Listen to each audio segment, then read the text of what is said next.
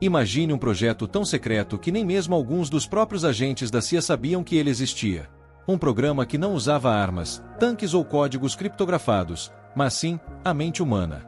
Durante a Guerra Fria, em meio ao medo de uma guerra nuclear, os Estados Unidos decidiram testar o impossível: usar magos, paranormais e videntes como armas de espionagem contra a União Soviética. O que eles encontraram dentro da consciência humana não apenas mudou a forma como viam a guerra, como revelou algo que talvez nunca devesse ter sido descoberto. Curiosofobia. O documento parecia inofensivo à primeira vista. Um envelope pardo, carimbado com letras vermelhas que gritavam Top Secret, repousava no fundo de uma gaveta que não deveria ser aberta. Mas dentro daquele arquivo, datado dos anos mais tensos da Guerra Fria, havia algo que soava mais como ficção do que realidade. Relatos de magos, médiuns e paranormais trabalhando lado a lado com agentes da CIA, tentando transformar a mente humana em uma arma contra a União Soviética. O projeto tinha muitos nomes ao longo de sua existência: Grill Flame, Sunstriak, mas um deles atravessou décadas como um sussurro quase mítico: Stargate. Oficialmente, tratava-se de um programa experimental para estudar capacidades psíquicas e seu uso potencial em segurança nacional. Mas quem segurava aquelas pastas sabia que aquilo era espionagem. Espionagem sem armas, sem microfones escondidos, sem satélites. Apenas a mente, nua, atravessando paredes e fronteiras invisíveis. O mais perturbador: bilhões de dólares foram despejados na tentativa de transformar o impossível em uma ferramenta militar. A semente desse projeto foi plantada de forma quase acidental. Durante os anos 70, um relatório soviético chegou às mãos da inteligência americana.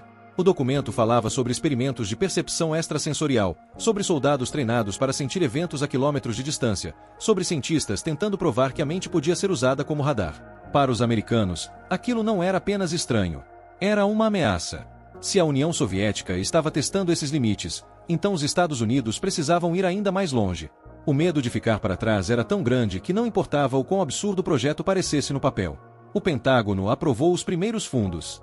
Uma base discreta foi preparada na Califórnia, escondida sob o disfarce de mais um centro de pesquisa comportamental. Ali, algo que parecia saído de um filme começou a tomar forma. Psicólogos renomados, ex-militares endurecidos pela guerra e pessoas que juravam enxergar além do espaço e do tempo, todos reunidos em uma sala para tentar transformar visões em dados de inteligência. As primeiras sessões tinham uma atmosfera quase ritualística.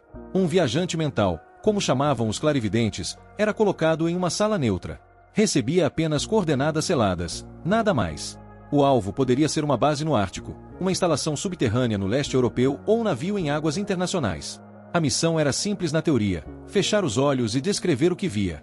Para os céticos dentro da própria agência, aquilo era um desperdício de recursos. Mas então vieram as primeiras descrições que não puderam ser ignoradas. Um dos videntes falou de uma construção subterrânea com mísseis sendo carregados, descreveu a curvatura de túneis e até o padrão de pintura nas portas de segurança. Meses depois, imagens de satélite confirmaram cada detalhe. Outro, em uma sala trancada sem janelas, desenhou um cargueiro russo com armamentos e anotou o número no casco. Quando o navio foi interceptado, o código era o mesmo. De repente, a CIA parou de rir. O projeto, que era quase uma curiosidade experimental, ganhou verba extra e um novo status: prioridade silenciosa. Mas para cada acerto impressionante, havia fracassos que beiravam o bizarro. Sessões inteiras terminavam com relatos de cenários que não existiam ou de eventos que só aconteceriam anos depois. Alguns viajantes falavam de sentir presenças que não eram humanas observando o experimento. Outros descreviam lugares que ninguém conseguia localizar, como se tivessem cruzado um limite que nem eles entendiam. Os relatórios, frios e técnicos, escondiam entre números e gráficos uma sensação que começava a crescer dentro do projeto: medo. Medo de estar abrindo uma porta que não poderia ser fechada. Medo de que, no final, tudo fosse apenas a mente humana criando padrões no escuro. E medo, acima de tudo, de que a União Soviética descobrisse que os Estados Unidos estavam tentando transformar magia em arma de guerra. Para quem estava lá dentro, o projeto tinha um peso quase espiritual. As salas eram frias, as paredes cinzentas, e o silêncio durante as sessões parecia mais denso que qualquer segredo militar. Alguns agentes descreviam a sensação de assistir alguém tentar atravessar o mundo com a mente como estar presente em um momento que não deveria existir. O nome Stargate, apesar de oficial, era quase um apelido místico. Era como se todos soubessem que aquilo não era apenas um programa de espionagem. Era um experimento com a própria realidade. Os resultados eram arquivados em pastas que poucos tinham permissão de tocar. Cada desenho, cada transcrição era tratada como material radioativo, perigoso, sensível e talvez, de alguma forma, vivo. Com o tempo, o programa atravessou administrações presidenciais, cortes de orçamento e mudanças de nome, mas nunca foi encerrado. A paranoia da Guerra Fria alimentava cada nova etapa. O Pentágono não podia se dar ao luxo de abandonar algo que, de alguma maneira, estava funcionando. E havia algo ainda mais curioso. Relatos de dentro do projeto falavam de informações que simplesmente não poderiam ter sido obtidas por meios convencionais. Bases que não haviam sido detectadas por satélites. Testes nucleares que só seriam confirmados anos depois. O Stargate estava no limite entre o absurdo e o impossível, e ninguém sabia em qual lado cairia quando a história fosse revelada. Foi só nos anos 90 que os primeiros documentos começaram a vazar. O que o público viu parecia um roteiro de ficção científica. Sessões inteiras de visão remota detalhando alvos militares soviéticos. Esboços de instalações secretas feitos por pessoas que nunca haviam estado no país. Transcrições falando de sensações físicas enquanto viajavam para o outro lado do mundo. Até mesmo tentativas de olhar para Marte, não a base soviética, mas o planeta. Para muitos, aquilo era prova de que a Guerra Fria enlouqueceu os Estados Unidos. Para outros, era confirmação de que havia algo real ali, algo que nunca seria totalmente explicado. O programa foi oficialmente encerrado em 1995, ou pelo menos foi o que disseram. Agentes que trabalharam no projeto juram até hoje que o Stargate nunca morreu. Talvez tenha mudado de nome. Talvez tenha ido mais fundo, para um nível ainda mais secreto. Porque algumas armas não podem simplesmente ser arquivadas. E se você perguntar para quem esteve lá dentro, eles dirão a mesma coisa. Uma vez que você abre a porta da mente, ela nunca mais se fecha. Mas o que ninguém do lado de fora sabia era que o Stargate não era apenas um projeto de inteligência. Era um laboratório de limites humanos. Cada sessão testava mais do que capacidades psíquicas, testava a sanidade dos envolvidos. Os voluntários que serviam como viajantes eram submetidos a isolamento, privação sensorial e protocolos rigorosos que tentavam separar imaginação de percepção real. Havia câmeras observando cada gesto, sensores medindo batimentos cardíacos e microvariações de temperatura no corpo quando eles descreviam atravessar uma parede ou flutuar sobre uma instalação soviética. Era ciência tentando vestir a pele da magia, mas com instrumentos de aço frio e relatórios meticulosos. Um ex-agente descreveu anos depois que o maior medo não era descobrir que tudo era falso, mas sim confirmar que era verdadeiro e que ninguém no mundo estava preparado para lidar com isso. As sessões mais controversas eram aquelas que cruzavam a fronteira entre espionagem e o inexplicável. Um dos videntes foi instruído a localizar um prisioneiro de guerra americano supostamente mantido em território inimigo. O homem fechou os olhos e descreveu um complexo de celas subterrâneas com precisão perturbadora. A disposição das camas, a cor do uniforme dos guardas, até o cheiro metálico do ar úmido. Semanas depois, quando o prisioneiro foi resgatado, cada detalhe foi confirmado.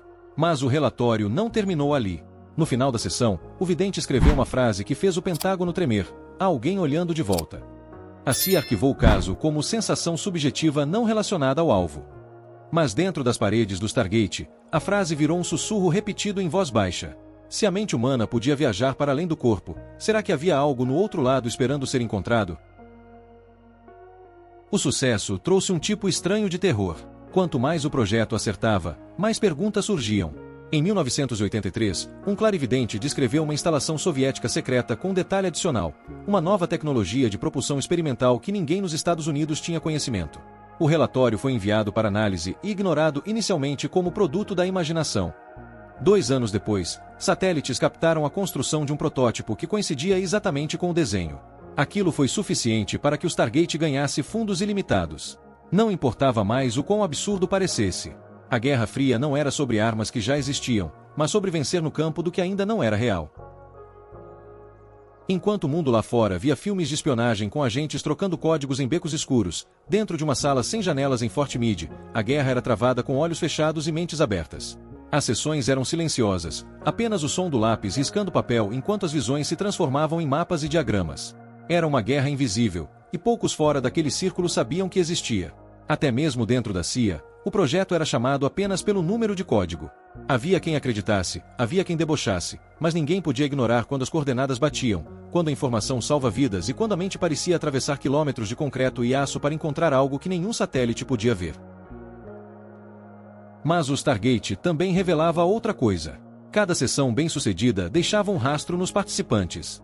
Alguns voltavam diferentes, descrevendo sonhos que não eram deles, memórias que não podiam ser reais. Outros relatavam sensações físicas de estar em dois lugares ao mesmo tempo, e alguns simplesmente quebravam. O Pentágono chamava de desgaste psicológico extremo. Os videntes chamavam de outra coisa, perder o próprio controle. Rosen, um dos principais viajantes, escreveu em seu diário: "Cada vez que fecho os olhos e saio do meu corpo, menos sei onde eu termino e o mundo começa." A CIA não comentou o diário, mas o documento ainda está trancado em um cofre com o selo "Não divulgar".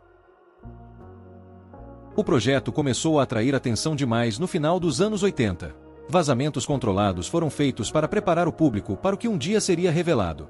Pequenas notas na imprensa sobre estudos de percepção remota apareciam em jornais científicos. Era a forma de testar as águas, de ver como o mundo reagiria. Mas a verdadeira dimensão do Stargate nunca foi colocada à luz.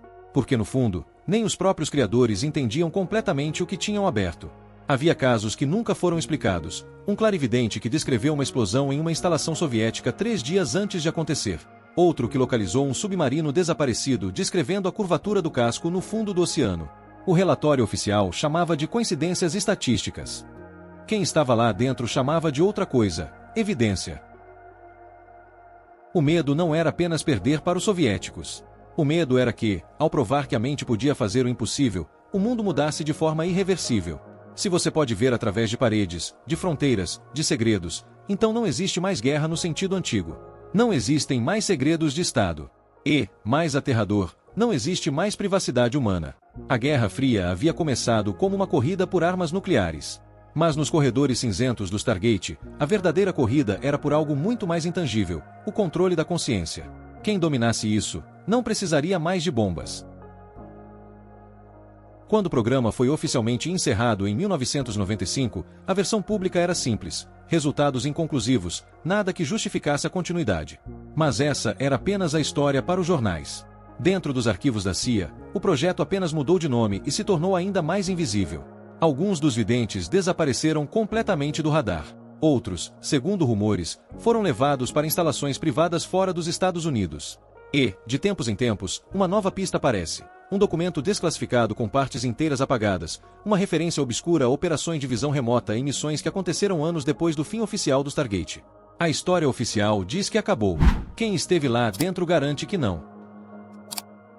Hoje, quando alguém pergunta sobre o projeto Stargate, a resposta é sempre a mesma: nada de conclusivo foi encontrado. Mas por trás das portas que ninguém abre, há pastas com desenhos de locais que só existiriam anos depois, transcrições de vozes descrevendo eventos que mudariam o mundo e relatórios assinados com uma frase que nunca deveria estar em um documento oficial: o alvo confirmou interação consciente. O que quer que isso signifique, não é apenas espionagem. É algo muito maior. Algo que, talvez, nunca devesse ter sido descoberto. No começo dos anos 90, quando a Guerra Fria parecia desmoronar junto com o Muro de Berlim, o Stargate enfrentou um dilema. O inimigo declarado estava desaparecendo, e com ele, a justificativa para manter um projeto que parecia mais ficção científica do que estratégia militar. Mas dentro das paredes de concreto, ninguém acreditava que aquilo terminaria. Porque a essa altura, o que o programa havia descoberto era grande demais para ser enterrado. Havia coordenadas e descrições que ainda não faziam sentido, visões de instalações que não existiam em nenhum mapa e relatos de fenômenos que pareciam desafiar a própria física. Era como se cada seção abrisse uma porta que ninguém soubesse fechar. A CIA tinha medo, não dos soviéticos, mas do que estava atrás daquelas portas. Algumas histórias nunca chegaram aos relatórios públicos. Um dos videntes, em estado de transe profundo, descreveu algo que nenhum deles esperava. Disse que havia atravessado uma instalação militar russa e encontrado uma sala que não pertencia ao lugar. Uma sala que era diferente. Ele descreveu estruturas impossíveis, ângulos que pareciam se dobrar em si mesmos, e uma sensação de estar sendo observado por algo que não era humano e nem hostil, apenas consciente. O relatório foi carimbado com a marca ultra confidencial e nunca mais foi citado. Até hoje, ninguém sabe se ele viu algo real, algo dentro da própria mente, ou algo que nenhum manual de guerra jamais poderia explicar. O que mais assustava não era a possibilidade de tudo ser falso, mas a possibilidade de ser real. Porque, se era real, então o mundo estava muito mais frágil do que qualquer superpotência imaginava. Uma coisa é lutar contra tanques e aviões. Outra, completamente diferente, é lutar contra a capacidade de alguém atravessar fronteiras apenas fechando os olhos. Era guerra sem armas, sem sangue, sem limites. Uma guerra travada dentro da mente. E essa era uma guerra que ninguém sabia como vencer. Quando o programa terminou oficialmente, muitos comemoraram o fim de uma era de experimentos obscuros. Mas o silêncio posterior foi ainda mais revelador. Alguns documentos continuaram a ser atualizados anos depois. Videntes que haviam aposentado suas capacidades ainda recebiam visitas discretas de agentes do governo. E, em raras ocasiões, surgiam relatos de operações recentes onde as descrições pareciam ecoar técnicas do Stargate. Ninguém admitia, ninguém assinava nada, mas as sombras ainda estavam lá. O projeto havia se tornado o que sempre quis ser, invisível. Para quem esteve lá, a pergunta que nunca foi respondida não era se funcionava. Era, até onde isso vai? Porque cada sessão que acertava, cada desenho que revelava algo impossível, deixava uma sensação incômoda de que eles não estavam apenas explorando a mente. Estavam tocando algo maior. Algo que não cabia em relatórios, nem em estratégias militares. Algo que talvez nem devesse ser usado como arma. Alguns chamavam de campo coletivo da consciência. Outros, apenas de perigo. Mas todos sabiam que, uma vez que você atravessa essa linha, não existe volta. Hoje, décadas depois, o projeto Stargate é citado em podcasts de conspiração, documentários obscuros e arquivos desclassificados parcialmente apagados. Mas a verdade é que ninguém tem a história inteira. Talvez nem a própria CIA tenha. Porque o que começou como uma tentativa de espionagem psíquica terminou como uma pergunta muito mais profunda. Onde termina a mente humana e onde começa o desconhecido?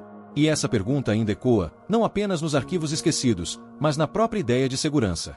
Porque se a guerra pode ser travada na consciência, então nenhuma cerca, nenhum cofre e nenhum segredo está realmente protegido. Talvez essa seja a parte mais perturbadora de tudo. Não o fato de que a CIA treinou paranormais para espionagem, mas o fato de que, ao tentar usar a mente como arma, eles descobriram algo que não sabem controlar. E que, até hoje, pode estar olhando de volta. Se histórias como essa te fazem questionar até onde a realidade pode ser distorcida nos bastidores da história, você está no lugar certo. No próximo episódio, vamos explorar segredos ainda mais sombrios, documentos desclassificados e conspirações que parecem ficção, mas moldaram o mundo real. Se inscreva no canal Curioso Fobia, ative as notificações e deixe nos comentários. Você acredita que a mente humana pode ser usada como arma? Sua resposta pode guiar a nossa próxima investigação.